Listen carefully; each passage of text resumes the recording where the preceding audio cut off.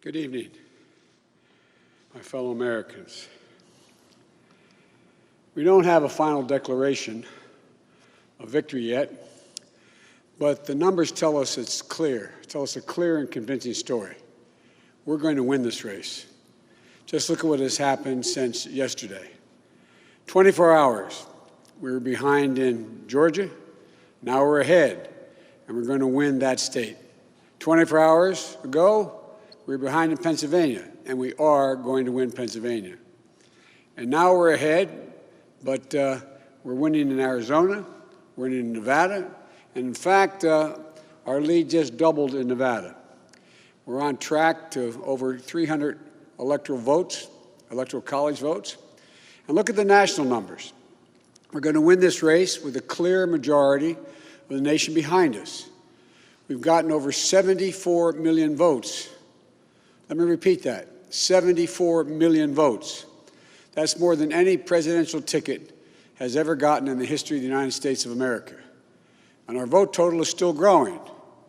We're beating Donald Trump by over 4 million votes. And that's a margin that's still growing as well. One of the things I'm especially proud of is how well we've done across America. And we're going to be the first Democrat to win in Arizona in 24 years. We're going to be the first Democrat to win Georgia in 28 years. And we've rebuilt the blue wall in the middle of the country that crumbled just 4 years ago. Pennsylvania, Michigan, Wisconsin, the heartland of this nation. I know watching these vote tallies on TV moves very slow, and as slow as it goes, it can be numbing. But never forget, the tallies aren't just numbers. They represent votes and voters, men and women who exercise their fundamental right to have their voice heard.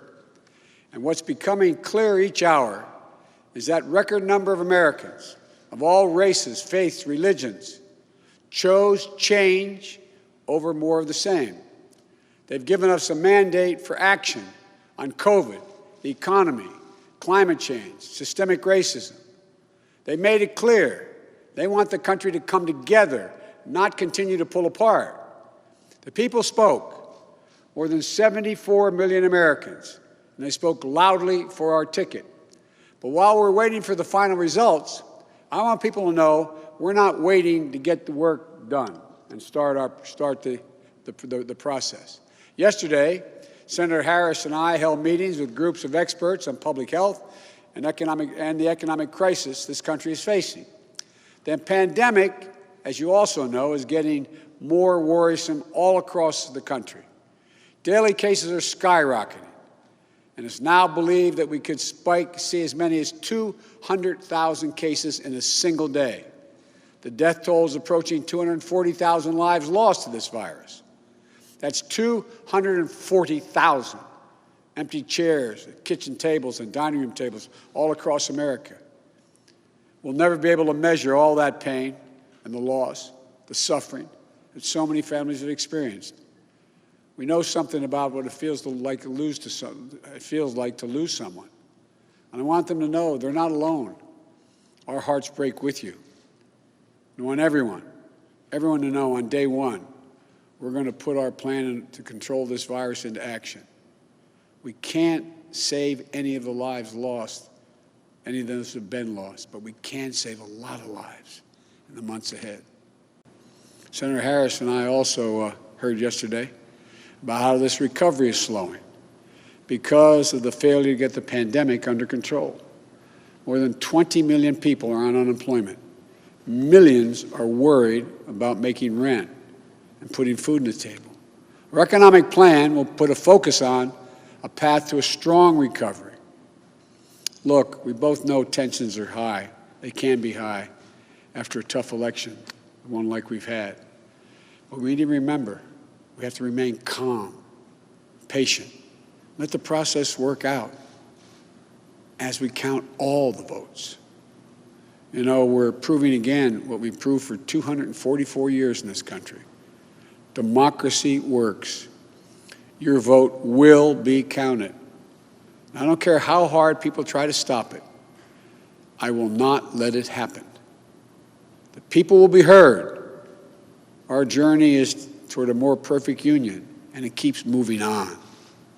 In America, we hold strong views. We have strong disagreements, and that's okay. Strong disagreements are inevitable in a democracy, and strong disagreements are healthy. They're a sign of a vigorous debate, of deeply held views. But we have to remember, the purpose of our politics isn't total, unrelenting, unending warfare. No, the purpose of our politics, the work of the nation, isn't to fan the flames of conflict, but to solve problems, to guarantee justice, to give everybody a fair shot, and to improve the lives of our people. We may be opponents, but we're not enemies. We're Americans. And no matter who you voted for, I'm certain of one thing. The vast majority of almost 150 million Americans who voted, they want to get the vitriol out of our politics. We're certainly not going to agree on a lot of issues, but at least we can agree to be civil with one another. We have to put the anger and the demonization behind us. It's time for us to come together as a nation to heal. It's not going to be easy, but we have to try. My responsibility as president will be to represent the whole nation.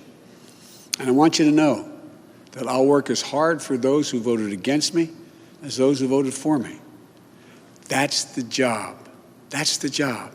It's called the duty of care for all Americans. We have serious problems to deal with, from COVID to the economy to racial justice to climate change. We don't have any more time to waste on partisan warfare. You know, and more than that, we have such an incredible opportunity to build the future we want for our kids and our grandkids. I've said many, many times, I've never been more optimistic about the future of this nation. There is no reason we can't own the 21st century. We just need to remember who we are. This is the United States of America. And there's never been anything we've been unable to do, unable to accomplish when we've done it together. I hope to be talking to you tomorrow. I want to thank you all, and may God bless you, and may God protect our troops. Good night.